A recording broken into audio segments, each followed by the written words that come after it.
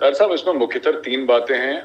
तीन नहीं तो मैं चार बताता चलूं सर। ऐसा है कि सर, पहली चीज आपने लाइन ऑफ कंट्रोल की बात करी कि लाइन ऑफ कंट्रोल पे शांति है, अभी सीज फायर हो रखा है। तो फिर कश्मीर में कैसे होगा? तो लाइन ऑफ कंट्रोल और कश्मीर दो अलग अलग चीजें हैं सर। ठीक है, एक एक एक सीज फायर लाइन है, एक लाइन ऑफ कंट्रोल है। उस तरफ पाकिस्तान ने जो कब्जा कर रखा है, जो हमारा कश्मीर है, हमारा जम्मू है, उस पर पाकिस्तान ने कब्जा कर रखा है। दूसरी तरफ अगर मैं ये देखूं सर कि ये भारत का जो एरिया है, जो हमारा कश्मीर है, अब क्या है कि जो टेररिज्म है सर, लाइन ऑफ कंट्रोल पे सीज फायर हो गया, उससे इंटीरियर में टेररिज्म को ना जोड़ा जाए, दोनों अलग बातें। पहली बात तो ये है। दूसरी चीज ये है कि बहुत पहले पाकिस्तान को ऐसा लगने लगा था कि ये 370 और 35 से हटा है, इससे पाकिस्तान की रीढ़ की हड्डी टूटी है। अब देख रहे हैं वाकई है, जो आपके वाकई देख रहे हैं कि एक को मारा, दो को मारा। मैं आपको एक बात बताता हूँ, आज से 2-2.5 साल पहले सर ये वाकये इतने ज्यादा होते थे, इतने ज्यादा होते थे। ये क्या है? ये किलिंग्स के मामले हैं कि एक बंदा आया, पीछे से गोली मार के भाग गया। कई दिनों से मैंने वो वाकये नहीं सुने कि 4-5 टेररिस्ट एक घर में है और पूरा राष्ट्रीय राइफल्स का ऑपरेशन लॉन्च हो रहा है। काफी टाइम से वो चीज नहीं आई। एक जमाने में खबर आ रही थी कि वो फायरिंग का एक्सचेंज हो रहा है और यहाँ से टेररिस्ट फायर कर रहे हैं, यहाँ से फौज हमारी फायर कर रही है, जेके पुलिस फायर कर रही है और सीआरपीएफ लगी है, कॉर्डन एक जमाने में बीएसएफ भी करती है। वो सब कहानियां नहीं है सर आजकल। ये क्या कर रहे हैं मैं आपको बता, क्या कर रहे हैं? पुलिस वाले को देखा अकेले, ठीक है, पुलिस वाले को देखा, वो बेचारा कोई नमाज पढ़ के आ रहा है ना अपना, उसके पीठ में गोली मार दी सर। ये बहादुर हैं, इनके गाजी और इनके मुजाहिद जो पाकिस्तान के, ये इनके इनको जो भी तमगे वमगे मिलेंगे पाकिस्तान में, तो ये इस लेवल का काम कर रहे हैं, बिल्कुल गली मोहल्ले लेवल का। हाँ, जाने गई है, बहुत दुखद बात है, लेकिन मुझे ऐसा लग रहा है कि जिस किस्म का, अगर जिसने टेररिज्म स्टडी करा हो कश्मीर में, मैं तो बहुत कीन स्टूडेंट हूं इसका, वो बहुत कम हो गई। स्टोन पेल्टिंग वगैरह तो खत्म हो गई सर, कई टाइम से दिखी भी नहीं, हुर्रियत गायब हो गई है सर। वो जो बंद होते थे ताहिर साहब, वो बंद आजकल नहीं होते। तीसरा जो पॉइंट मैं कहना चाहता हूँ, वो ये कहना चाहता हूँ कि कहीं ना कहीं पाकिस्तान में डेस्परेशन के लिए आगे वो पहुंच चुके हैं। उन्होंने हाथ पैर अपने छोड़ दिए सर। उनको बहुत उम्मीद थी कि प्राइम मिनिस्टर मीटिंग में कुछ वॉकआउट हो जाएगा, कुछ नेता मना कर देंगे कि हम अटेंड ही नहीं करते, वहां पे पाकिस्तान से बात करो के नारे लग जाएंगे। कुछ ये चाहते थे कि ऐसा कुछ हो जाए, ये चाह रहे थे कि कुछ ऐसा हो जाए और कश्मीर इंटरनेशनलाइज हो जाए। देखिए, ऐसा है कि महबूबा मुफ्ती कितनी भी भारत के खिलाफ हो, राइट, महबूबा मुफ्ती को यह पता है कि कौन सा, देखिए, चढ़ते सूरज को सब सलाम करते हैं सर, ये बात है। और ये जो सूरज है भारत का, तो चढ़ चुका है ऊपर, तो इसको सब सलाम करते हैं। वो प्रेस के सामने कुछ बोले महबूबा मुफ्ती, ट्वीट कुछ करे कि पाकिस्तान से बात करो, प्राइम मिनिस्टर के सामने नहीं बोलेगी वो। और ये बात सर सज्जाद लोन ने भी बोली, ये बात आपके गुलाम नबी आजाद साहब हैं, उन्होंने भी बोली, और एक दो और लोगों ने भी मीडिया के सामने यही बात बोली कि अंदर ऐसी कोई बात नहीं हुई। हाँ, स्टेटहुड की बात हुई, एक इंसान ने 370-35 की बात करने की कोशिश करी, बाकी जो कश्मीरी मुस्लिम लीडर्स थे उसमें हिंदूज भी थे, पर कश्मीरी मुस्लिम लीडर ने बोला यार सुनो, जो पानी बह गया, अभी वापस नहीं आने वाला, छोड़ो। तो ये भी मेंशन नहीं हुआ। पाकिस्तान ने तो अपनी जनसंख्या को, अपने आवाम को तो बेच रखा था ना सर बड़ा, कि कुछ होगा कश्मीर में, कुछ बड़ा। जैसे कि आदत है पाकिस्तानियों में कि हर चीज में बहुत एक्साइट हो जाते हैं sir, they get excited very fast, 2-2 minute में एक्साइट हो जाते हैं कि ये हो गया, वो हो गया। तो ऐसा कुछ हुआ नहीं। अब क्या करें? आपको कुछ ना कुछ तो जवाब देना पड़ेगा, कुछ ना कुछ तो आपको करना पड़ेगा। तो क्या करेंगे आप यही काम करेंगे। कोई नमाज पढ़ के जा रहा है, उसकी पीठ पे गोली मार दी, कभी कुछ कर दिया। तो यही चीज है सर, ये जिसको कहते हैं ना, ये है तो बड़े अनफॉर्चुनेट, किसी की भी जान जाए वो हिंदुस्तानी तो, लेकिन पाकिस्तान में जिसको कहते हैं हिंदी में टुच्ची हरकतों पे उतर है, इनके बस का कुछ है नहीं। और आखिरी चीज, जो चौथा मेरा पॉइंट है, वो ताहिर साहब ये है कि देखिए साहब, मैं तो चाहता कि पाकिस्तानी फौज कुछ करे। 370 से 35 के हटने से अगर उसने कुछ करा क्यों नहीं, मुझे आज तक ही समझ में नहीं आया। 2 साल होने को आ रहे हैं सर, अगस्त आने वाला है 1.5 महीने के बाद, इन्होंने कुछ करा क्यों नहीं? मैं ये जानना चाहता हूँ कि एक महीने के बाद अगस्त आ जाएगा, देखिए इन्होंने कुछ करा क्यों नहीं सर? अभी तक कुछ नहीं करा पाकिस्तानी आर्मी ने, कुछ नहीं करा, बस ये इसको गोली मरवा दी एक बंदा। ये फौज है सर। मैं तो इस बात से कभी मातम मनाता हूं कि मेरा दुश्मन हल्का निकला सर। हम जिसको इतना भारी दुश्मन समझते थे, मेरा दुश्मन हल्का निकला। तो ये 4 पॉइंट मैं आपको बताना चाहता हूं, पूरी जो चीज है उसको आपके सामने मैंने इन 4 पॉइंटों में रखा था। जी मेजर गौरव भाई, लेकिन ये जो अभी ड्रोन्स का सिलसिला शुरू हुआ है, एक छोटा सा अटैक भी हुआ, 2 ब्लास्ट भी हुए हल्के, और फिर उसके बाद फर्दर ड्रोन्स को भी वहाँ पे स्पॉट किया गया। इससे कितने कंसर्न्ड हैं आप और भारत की सिक्योरिटी के इदारे? देखिए साहब, ऐसा है कि मैं तो अक्सर फौज में जाता हूँ, जब भी मैं बात करता हूँ शूटिंग के सिलसिले जाता हूँ, मैं तो यही बात करता हूँ कि मैं स्टडी करते रहता हूँ। वॉरफेयर बदल चुका है, और चलिए ये कह रहे हैं कि पाकिस्तान से ड्रोन आया, कल इसकी भी जरूरत नहीं है सर। आप किसी भी वेबसाइट से, अमेजोन से और 10 किस्म की दीगर वेबसाइट्स हैं इंडिया में, आप 60-70-80 हजार रुपए का ड्रोन ऑर्डर कर सकते हैं। आपके पास डेबिट कार्ड हो, क्रेडिट कार्ड हो, आप ऑर्डर करिए, आपके घर में आ जाएगा। अगर आपको आता है एक्सप्लोसिव बनाना, उसमें आपको रिलीज कैच लगाना है सर, कुछ भी नहीं है वो। आपको रिलीज कैच लगाना है, उसको लो फ्लाइंग रखना है कि मोबाइल टावर से ज्यादा ऊंचा ना जाए, उसमें रिलीज कैच लगाना है। मोबाइल फोन से आपने बटन दबाया, रिलीज कैच एक्सप्लोसिव को छोड़ेगा, नीचे जाके पड़ जाएगा। कोई भी बंदा जिसको थोड़ी बहुत ट्रेनिंग हो फौज की एक्सप्लोसिव्स के मामले में, he can configure it for you. इतनी कोई बड़ी बात नहीं है। मैं तो बता रहा हूँ सबसे बड़ा खतरा जिसके बारे में कोई बात नहीं करता, क्योंकि हमारे यहाँ पता है लेकिन लोग झिझकते हैं बड़ी बात करने की। मैं आपको बताता हूँ कि हिंदुस्तान में शायद नंबर 1 या नंबर 2 में, 1 नंबर पे या 2 नंबर पे, मुझे पता नहीं है कौन सा नंबर पे, लेकिन हिंदुस्तान की जो amongst the largest Rohingya population in Jammu sir, और वो भी कैंटोनमेंट के बाहर। वहां पे कितने रेडिकलाइज्ड लोग हैं किसी को नहीं पता। कोई भी अपना ड्रोन ऑर्डर करे, कोई भी लड़ सकता है। वहां पे बहुत ज्यादा सिचुएशन खराब है। ताहिर साहब इंडियन आर्मी के एक बड़े रिस्पेक्टेड जनरल हैं, जनरल फिलिप कैंपोज। जनरल फिलिप कैंपोज ने एक रिपोर्ट लिखी थी कि कैंटोनमेंट में किस तरीके से अटैक्स हो रहे हैं और क्या क्या हमें मेजर्स लेने चाहिए। इसके ऊपर प्रॉपर एक रिपोर्ट है जिसके ऊपर गवर्नमेंट ऑफ इंडिया काम भी कर रही है। पर देखिए नई नई टेक्नोलॉजीज आती हैं सर। नई नई टेक्नोलॉजीज में एक टेक्नोलॉजी ड्रोन की भी आता है सर। और ये ड्रोन जो जिसको हमने बोला था कि आमतौर पर मिल जाता है, तो इसके लिए भी हमें अपना नेटवर्क ऑन करना पड़ेगा, और खास तौर से ऐसी जगह आपको कुछ स्पेशल पावर्स देने पड़ेंगे। आर्मी को स्पेशल पावर्स देने पड़ेंगे, क्योंकि जम्मू एंड कश्मीर पुलिस से बहुत ओवरबर्डन्ड है। बहुत एक काबिल पुलिस फोर्स है Jammu and Kashmir police, JNK police बहुत काबिल फोर्स है, लेकिन उसके पास इतना ज्यादा काम है कि वो शायद हर चीज को मॉनिटर ना कर पाए। फौज को स्पेशल अथॉरिटी देनी पड़ेगी क्रैकडाउन करने के लिए इन सब चीजों को, क्योंकि कल सर कोई भी कर सकता है। बड़े ये कोई ज्यादा डिफिकल्ट चीज नहीं है।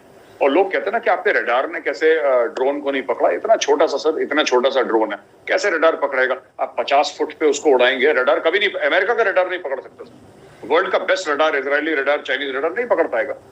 वो शादी में ड्रोन आते हैं ना सर, आपने देखा होगा शादी में वो ड्रोन इस्तेमाल करते हैं। इंडिया में तो बड़ा आजकल चल पड़ा है।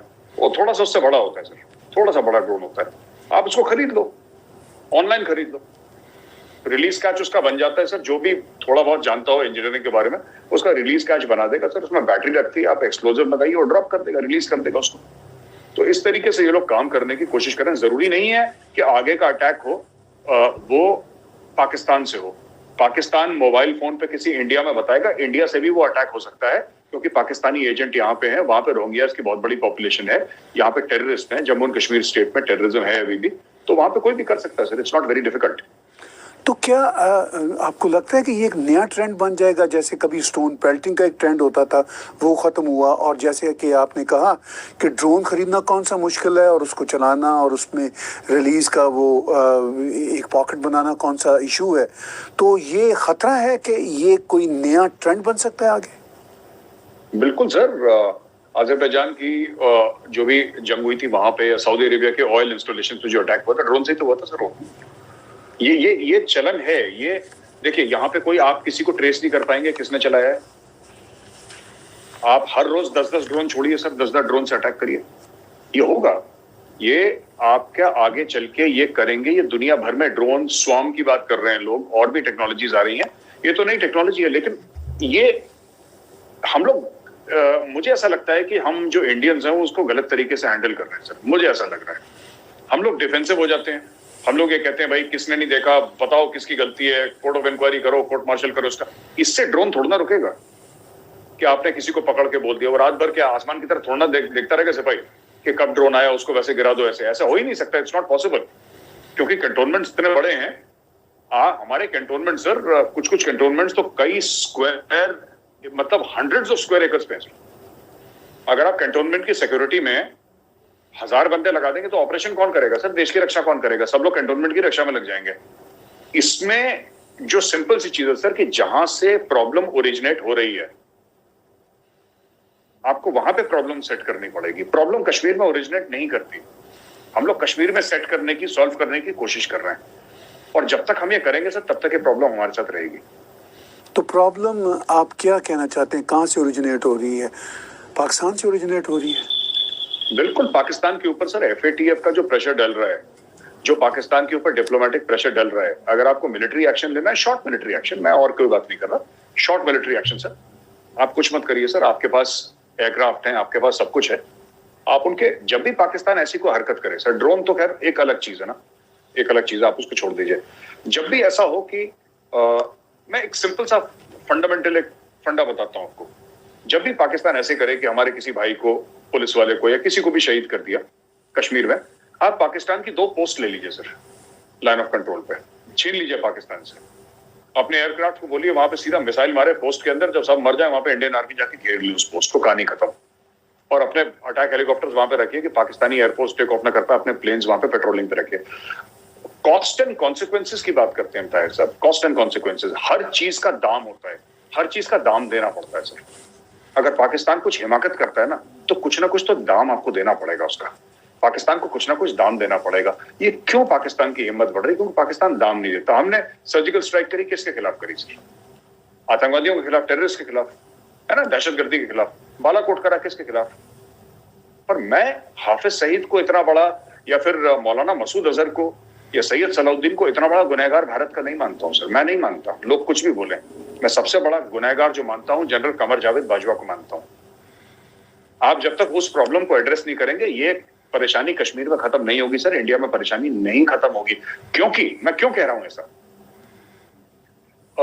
एक वेपन चलाना तो ठीक है, आप किसी सिविलियन को आप सिखा दीजिए, 2-3 दिन की ट्रेनिंग दीजिए, वो AK-47 चलाना सीख जाएगा, 100-200 राउंड फायर करवाए, he is ready to go. मतलब प्रोफेशनल नहीं होगा, लेकिन उसको पता है एम एंड शूट क्या करना है, राइट। लेकिन सर जब आप बात करते हैं पुलवामा जैसा, आप एक बड़ा कॉम्प्लेक्स IED का स्ट्रक्चर बनाते हैं गाड़ी में, ठीक है। आदिल अहमद डर जो था, जो टेररिस्ट था, वो तो सुसाइड बॉम्बर था, बनाया किसी और ने ना, राइट। रिलीज कैच किसी ने तो बनाया ड्रोन का ना सर, किसी ने वो एक्सप्लोसिव बनाया कि इस खास हाइट पे जाके वो छूटेगा, हम बटन दबाएंगे। सर ये चीजें जो हैं, ये फौजी दिमाग है, मैं आपको बता रहा हूं, ये सिविलियन के बस का नहीं है, ये सिविलियन के बस का नहीं है। ये चीजें फौज में सर स्क्वाड पोस्ट पे सिखाई जाती हैं, ये चीजें क्लासरूम के अंदर सिखाई जाती हैं, फिर बाहर जाके प्रैक्टिकल होता है, इसकी प्रॉपर क्लासेस चलती हैं। फौज में ये किसी ना किसी ने सिखा रखा है, किसी ना किसी ने बताया है कि ऐसे करो बेटा, यहाँ पे ऐसे जाएगा, तुम ऐसे करना, ये करके प्रॉपर उसको रिहर्सल करवाइए, तब जाके काम हुआ। एक दिन में काम नहीं हुआ है ड्रोन वाला। तो इसलिए मेरा ये कहने का मतलब है आपसे कि प्रॉब्लम रावलपिंडी में है सर, प्रॉब्लम श्रीनगर में नहीं है। इंडिया वाले बहुत सालों से गलत जगह प्रॉब्लम सॉल्व कर रहे हैं। लेकिन इस बार हमें लगा कि इंडिया में प्रॉब्लम को सही एड्रेस करने की कोशिश की जा रही है। ख़ास तौर पर हमने बालाकोट का देखा, उससे पहले भी हमने सर्जिकल स्ट्राइक्स देखी। तो आज जो कुछ और होता नज़र आ रहा है और जो हम एंटिसिपेट कर सकते हैं, लगता है कि भारत की सरकार, ख़ासतौर पर पॉलिटिकल जो सरकार है, वो इतनी विल रखती है कि इंस्ट्रक्शंस दे सके आर्मी को उसके मुताबिक। नहीं, बिल्कुल विल तो रखती है सर, पर सरकार का क्या प्लान है ये मुझे नहीं पता। कभी हम लोग भी जज्बाती होकर रिएक्ट करते हैं, ये भी बात सच है सर। हो सकता है सरकार का कुछ प्लान हो, जैसे कि 370-35 से हटा। उसके 2 दिन पहले मैं एक कश्मीरी पंडित फ्रेंड से बात कर रहा था, 2 दिन पहले। उसने बोला यार ये नहीं हो सकता, कभी 370-35 से हट ही नहीं सकता। कह रहा मेरे बच्चे, उनके बच्चों के टाइम पे कभी हट जाए तो हट जाए, मेरे जीते जी तो नहीं हटेगा। और उसके सर 2 दिन के बाद हटा। तो इनका कुछ नहीं पता, ये लोग कब क्या करेंगे ये बताते तो है नहीं सर किसी को। अचानक कर देते हैं सर। एक दिन अचानक आ जाता है, CA NRC आ गया तो आ गया, किसी को कुछ नहीं पता। तो हो सकता है कि ऐसा भी कुछ, मैं पूरी उम्मीद करता हूं कि कुछ ना कुछ कर देंगे ऐसा सरप्राइज, इनकी आदत है। जब मैं इनकी बात कर रहा हूं, मैं कह रहा हूं जो हमारी गवर्नमेंट है, गवर्नमेंट ऑफ इंडिया की बात कर रहा हूं, ये कुछ भी कर सकते हैं, पहली चीज। एक और बड़ी इंपॉर्टेंट चीज तो हमें समझनी पड़ेगी ना ताहिर साहब की, जब हम कॉस्ट एंड कॉन्सिक्वेंसेस की बात करते हैं ना, कॉस्ट एंड कॉन्सिक्वेंसेस, तो हमें ये समझना पड़ेगा कि हर एक चीज का जो दाम है, मैं बार बार ये वर्ड यूज कर रहा हूँ, हर एक चीज का दाम देना पड़ता है सर, हर एक चीज का दाम देना पड़ता है। पाकिस्तान दाम नहीं दे रहा उस चीज का। पाकिस्तान से दाम वसूलने की जरूरत है, पाकिस्तानी गवर्नमेंट से, और खास तौर से जो पाकिस्तान का जो डीप स्टेट है, जो एस्टेब्लिशमेंट है। अब आप देखिए ताहिर साहब, मैं आपसे पूछता हूँ, आप तो जानते हैं, you know better than me, Pakistani क्यों रिस्क ले लेते हैं? इनके जनरल्स पता है क्यों इतने रिस्क ले लेते हैं? एक इसके पीछे भी माइंडसेट है। इसलिए नहीं कि उनके जनरल ज्यादा मोटिवेटेड हैं और मुल्क के लिए अपनी जान देने को तैयार हैं, इसलिए नहीं सर। पाकिस्तानी जनरल इसलिए रिस्क ले लेते हैं क्योंकि 2-2.5 साल के बाद उनको जाके इंग्लैंड में सेटल होना है सर। पाकिस्तान में तो रहना नहीं किसी को। आपका एक्सपोजर वही 1.5-2 साल का है ना, और आप जनरल हैं। आपको पता है इंडिया की ऐसी पॉलिसी नहीं है कि आपके घर पे जाके टेररिस्ट भेज दे और वहां पे बम मार दे। इंडिया ऐसा करेगा नहीं, राइट। जो भी करेगा इंडिया लीगल तरीके से करेगा, कायदे से करेगा। तो जो भी जनरल है, जैसे कोई कोर कमांडर ने हुक्म दिया, ठीक है, किसको पता सर इस समय जनरल फैज जो DGISI है, इस समय कौन सी वेस्टर्न इंटेलिजेंस एजेंसी से ये कह रहा होगा कि मैं पाकिस्तान की ये सीक्रेट तुम्हें बता दूंगा, ये खुफिया जानकारी तुम्हें दे दूंगा, तुम मुझे US या कनाडा का पासपोर्ट दे देना और मैं वहां पे जाके सेटल हो जाऊंगा। क्योंकि इन लोगों के पास पैसे इतने हैं, दे कैन सेटल एनीवेयर। ये लोग इसीलिए ज्यादा बहादुर है पाकिस्तान के जनरल, क्योंकि इनको पाकिस्तान में रहना नहीं है सर। इनका पाकिस्तान से कोई लेना देना नहीं है। उसी तरीके पाकिस्तान में करप्शन क्यों है, लोन क्यों लेती है पाकिस्तानी सरकार? क्योंकि इनको पाकिस्तान में रहना नहीं है सर। जो रहेगा वो वापस करेगा ना। अगर मैं पाकिस्तान का प्रधानमंत्री हूं आज की तारीख में, मैं वजीर आजम हूं पाकिस्तान का, और मैंने 10-15 बिलियन लोन ले लिया, मैंने 50 बिलियन लोन ले लिया, 50 बिलियन में से मैंने 2-2.5 बिलियन अपनी जेब में डाले, मैं बाहर जाके बैठ गया, ठीक है। मैंने सिटीजनशिप कहीं और की ले ली, मैं बाहर जाके बैठ गया। अब तो जो अगला आएगा वो चुकाएगा, मैं थोड़ा ना चुकाऊंगा, क्योंकि लोन तो सरकार ने लिया है, मैंने पर्सनल लोन थोड़ा ना लिया है। बस कहानी खत्म। तो this is how it is sir. किसी का एक्सपोजर नहीं है, सब एक लिमिटेड वक्त के लिए आए वहां पे, अपना काम करके अपनी जेब भर के जाना है उनको वापस। इसलिए करते रहते हैं। ब्रिंक्समैनशिप जो चलती है पाकिस्तान में, उसका सबसे बड़ा कारण यही है। तो